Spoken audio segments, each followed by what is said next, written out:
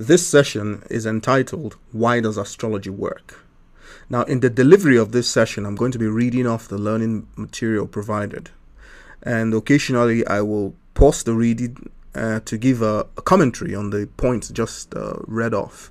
And whenever I do that, I will use the word commentary. Okay?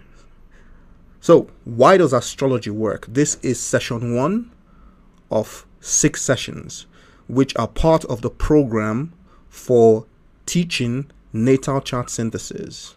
Heinel's method for natal chart synthesis. Here goes. Why does astrology work?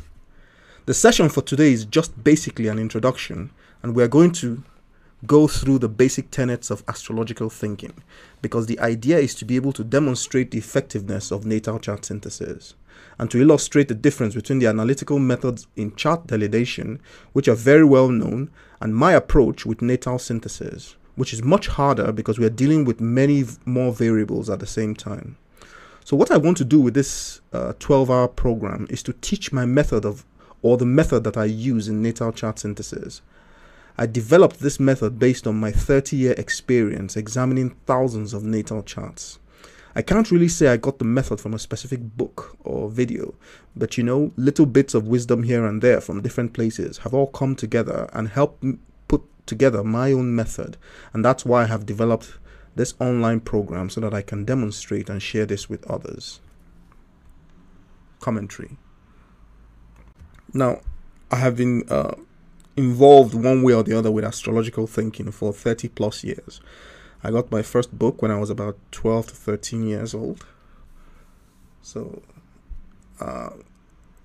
that's a pretty long time to be thinking astrologically, and I only started professional delineation just a few years ago. Prior to that, everything I did was essentially just a hobby. So moving on with the reading. I will eventually be demonstrating how my method works, but first we are going to go through a detailed introduction because I need to explain where astrology comes from. I'm not talking about its historical origins, but its intellectual rationale. Why does astrology exist and why does it work? This introduction is not going to be immediately intense, but the intensity will come later on during the program when we have to start delineating charts together, because we need to work through several examples so that the general ideas can be better appreciated when we can both see how meaning is derived from the natal chart. The reason for this approach is because astrology is a cosmic language for symbolism and meaning, and I am very glad that you are not at a beginner level, so we can jump right into it, because usually I'll have to take a good number of hours explaining the basics.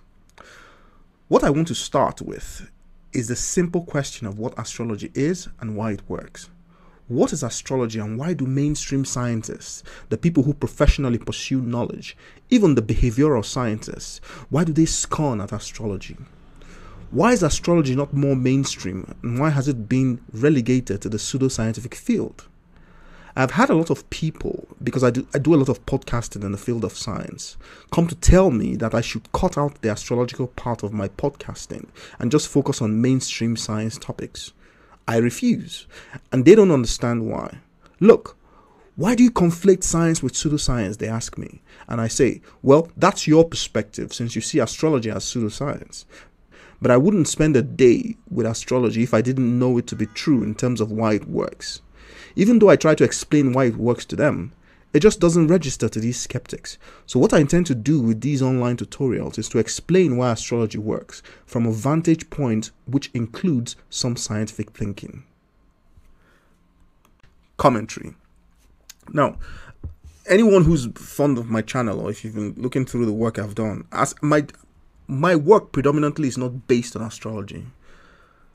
You see, even though I've been within astrological field for 30 plus years, it's not really based on astrology. My work is based in the physical sciences, and I have transcribed the ideas from the physical sciences into astrological thinking because they are the same.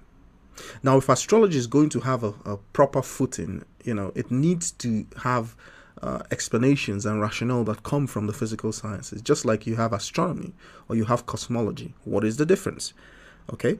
Now, like I always say, if any statement that astrology makes can be confirmed and proven true, then the world would be totally transformed. And so mainstream scientists don't value anything that comes from astrology because it's all looked upon as nonsense. Now, some people will cite the fact, especially mainstream scientists, they will cite the fact that different experiments have been designed to test astrological hypothesis, and they've all come out null. And I say that's absolute nonsense. Before you can design an experiment to test a physical theory, you must have a theory. Astrology has no theory, because most astrologers cannot even agree on what astrology is or where it comes from and why it works.